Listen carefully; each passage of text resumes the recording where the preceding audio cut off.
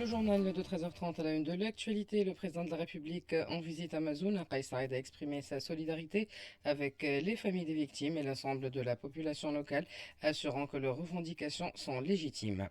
Sidi Bouzid secoué à nouveau par une secousse sismique, une 15e depuis février. Tenue ce matin d'une audience dans l'affaire dite du complot contre la sûreté de l'État. La Tunisie célèbre son patrimoine à travers l'organisation de la 34e édition du mois du patrimoine organisée chaque année du 18 avril au 18 mai. Lancement ce matin des travaux d'élaboration d'un plan national de financement de la biodiversité en Tunisie. Dans le monde, le Hamas appelle à la pression internationale pour mettre fin au blocus injuste imposé par Israël. Météo, ça des températures cet après-midi. Bonjour, le président de la République, Kais Saïed, s'est rendu ce matin à l'aube à Mazoun, dans le gouvernorat de Sidi Bouzid, où il a présenté ses condoléances aux familles des 3 élèves victimes de l'effondrement d'un mur menaçant ruine dans un lycée de la région. Le chef de l'État a rencontré des citoyens de Mazoun et a écouté leurs préoccupations. Kais Saïed a exprimé sa solidarité avec les familles des victimes et l'ensemble de la population locale, assurant que leurs revendications sont légitimes.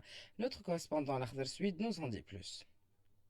Ce vendredi, à 4 heures du matin, M. Kais Saïed est inopinément arrivé dans un centre urbain propre, fraîchement dégagé et débarrassé des dernières stigmates de saccage et d'enfumage occasionnés par les vagues de manifestations et les nuits de troubles qui ont secoué la ville depuis la survenue du fâcheux accident. Le président de la République a d'abord présenté ses condoléances aux familles des 3 élèves disparus. Il s'est également enquéri de l'état de santé des 2 élèves blessés et soignés à Sfax. Il a ensuite pris un bain de foule massif et relativement calme et discipliné avant de prêter attention à l'écoute des doléances et des préoccupations des citoyens, jugées toutes rationnelles, légitimes et modérées, telles que la réouverture de l'usine de plastique, la dotation de la ville d'un hôpital performant, l'implantation d'une caserne de protection civile et l'ouverture d'agences et de bureaux des administrations et des services régionaux non représentés dans leurs murs. Tout compte fait, la visite présidentielle a laissé de bonnes impressions sur le moral des gens à Mazouna. Toujours à Sidi Bouzid, ce vendredi à 10h33, les stations de surveillance sismique de l'Institut national de la météorologie ont enregistré une secousse tellurique d'une magnitude de 3,7 sur l'échelle de Richter qui en compte 9 dans la région de Sidi Bouzid. Le centre de cette secousse a été localisé à l'ouest de la délégation de Sidi Bouzid, plus précisément dans la localité d'Urgeb. Il convient de noter que la région de Sidi Bouzid a récemment été par plusieurs secousses, selon Hassan Hamdi, responsable du département de recherche et d'évaluation en géophysique à l'Institut national de la météorologie. 14 secousses ont été enregistrées depuis le mois de février jusqu'au 10 avril avec des magnitudes variant entre 2,5 et 4,9 sur l'échelle de Richter.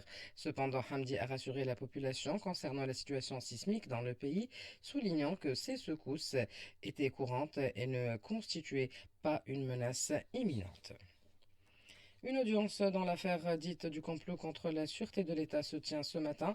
Il est à noter que parallèlement à l'audience, des citoyens, des activistes, des militants et des membres des familles des détenus et accusés dans l'affaire de complot se sont regroupés devant le tribunal de première instance de Tunis afin de manifester contre la tenue de ce procès et d'appeler à l'arrêt des poursuites et à la libération des détenus.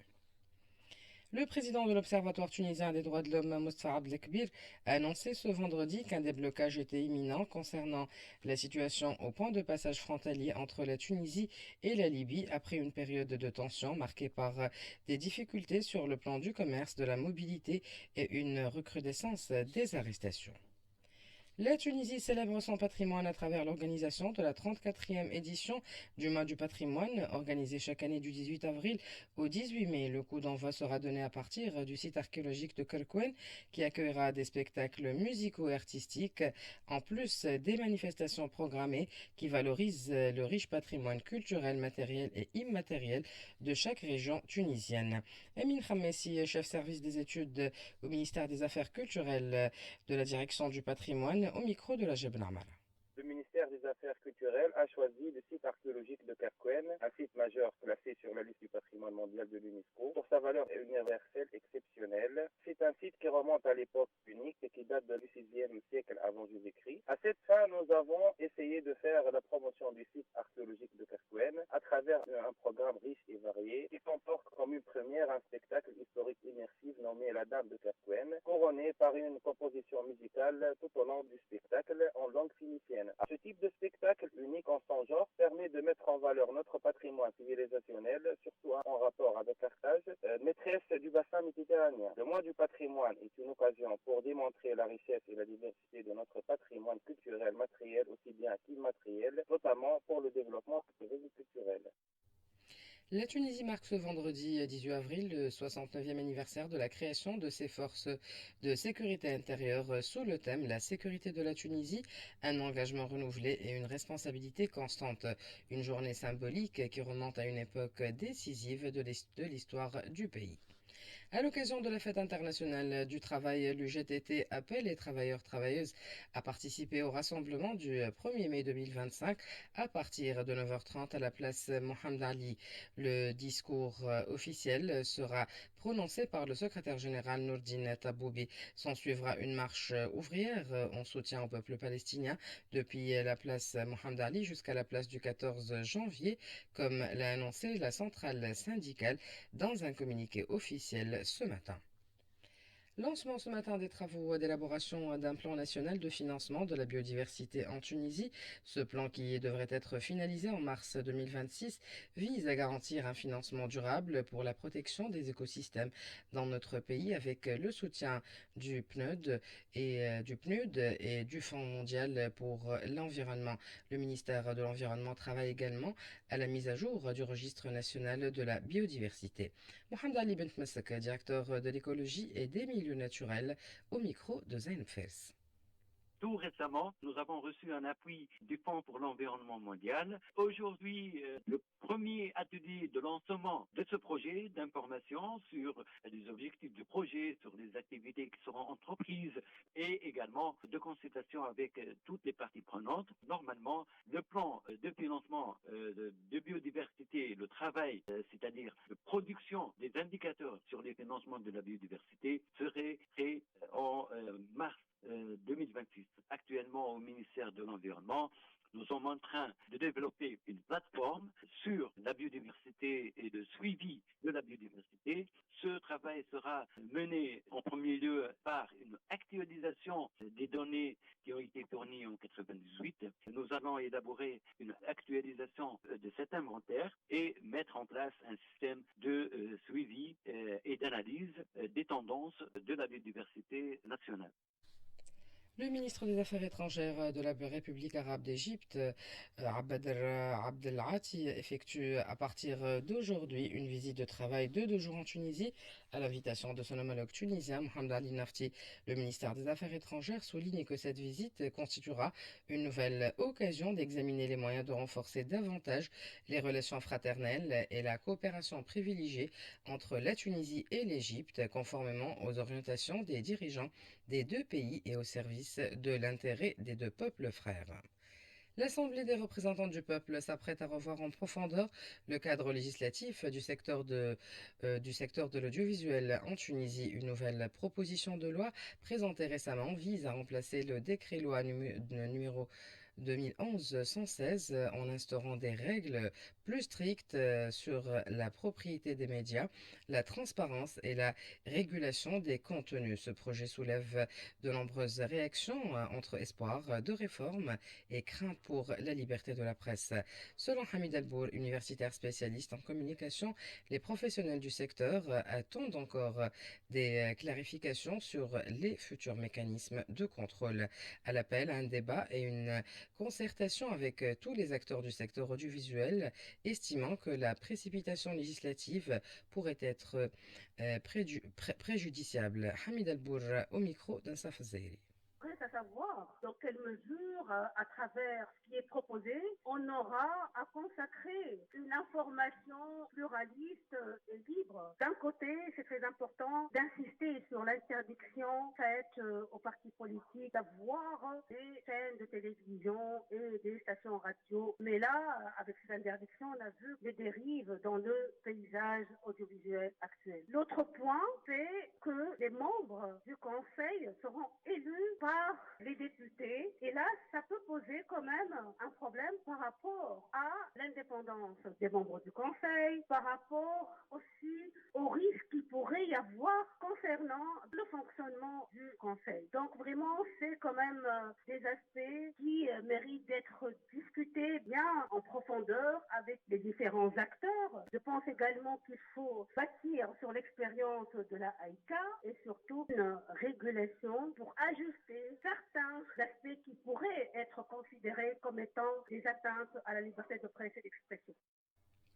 Après plusieurs mois de galère et d'incertitude, le projet d'alimentation du gaz du Nord-Ouest en gaz de ville a repris ses lettres de noblesse avec l'élimination de tous les obstacles fonciers qui empêchaient la mise en place des travaux intégrés dans le projet.